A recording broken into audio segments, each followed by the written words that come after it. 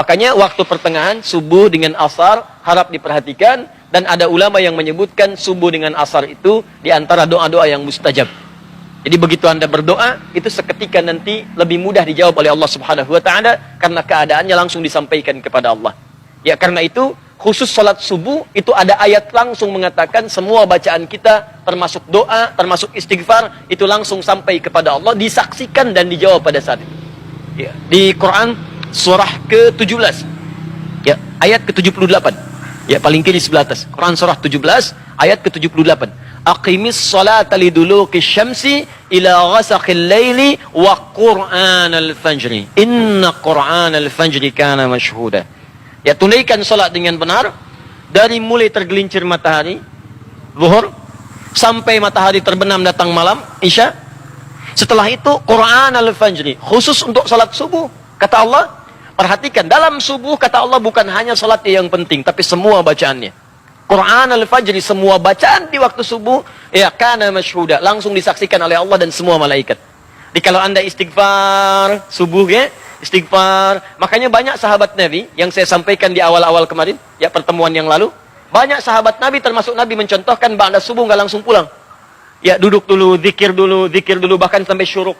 Ya, ada yang berdoa, ada yang baca Quran, ada yang istighfar.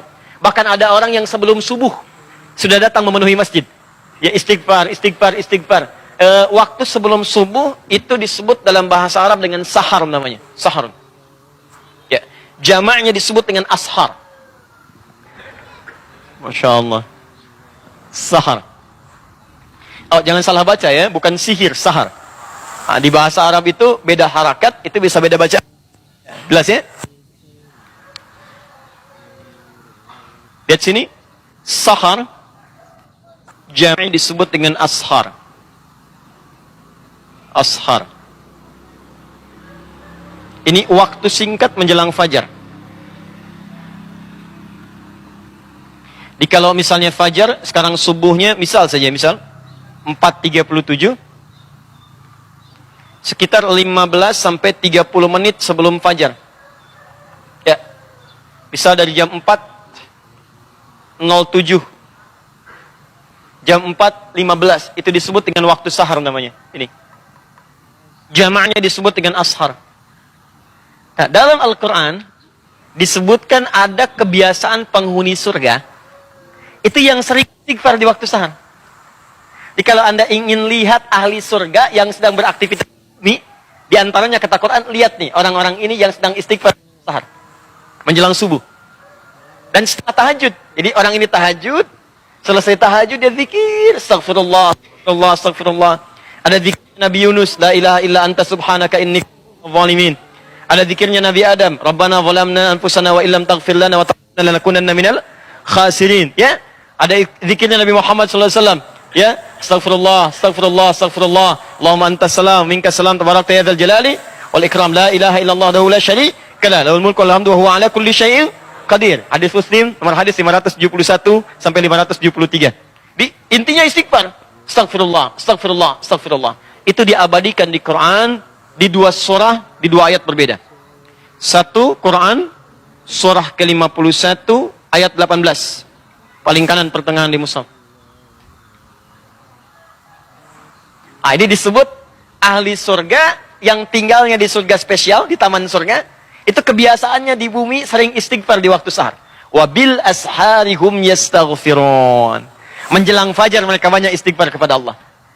Ya, Anda bayangkan, saking paham mereka dengan waktu fajar, mereka nggak pengen terlambat. Sebelum fajar sudah datang. Nah, ini bedanya. Ya, maaf ya, saya ilustrasikan begini nih. Kalau ada pembagian sembako, ya, plus dengan uang satu amplopnya 500.000, langsung di masjid ini, pada jam 4.37. Pertanyaan saya, Anda datang jam berapa ke sini?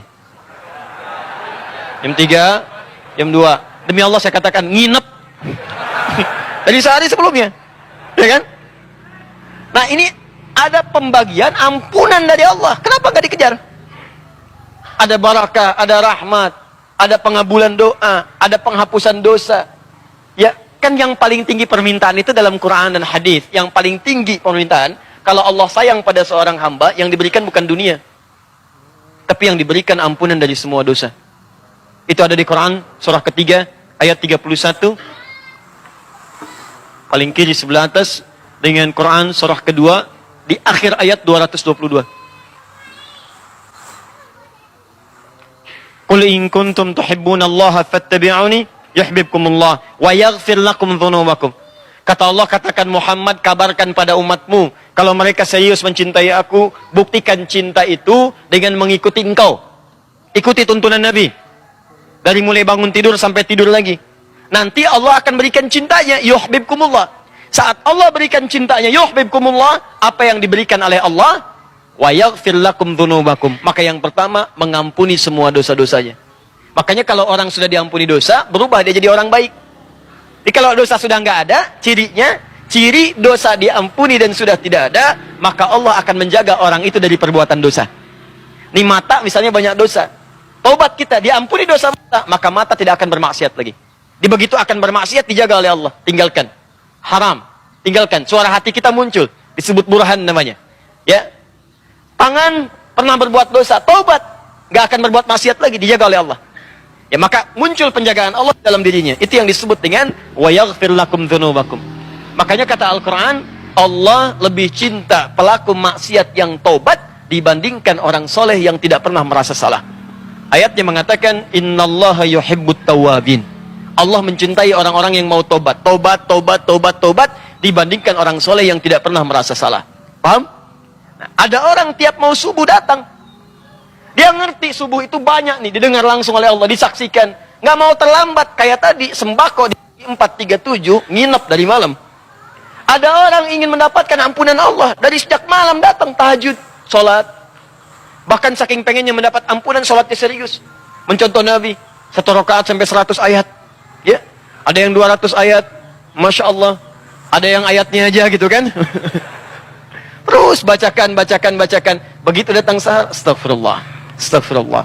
Nikmat, astagfirullah. Hadis qudsi mengatakan, begitu orang ini mengatakan astagfirullah, man istaghfara liya ghafartu lahu. Ghafartu lahu. Maka aku akan ampuni semua dosa-dosanya pada saat itu. Itulah sahar. Ya, makanya orang ini akan digabungkan dengan orang sabar, kemudian orang yang jujur, orang yang khusyuk dalam salat, orang yang rajin infak, digabungkan dengan 4 golongan ini akan mendapat surga yang terbaik saat di akhirat.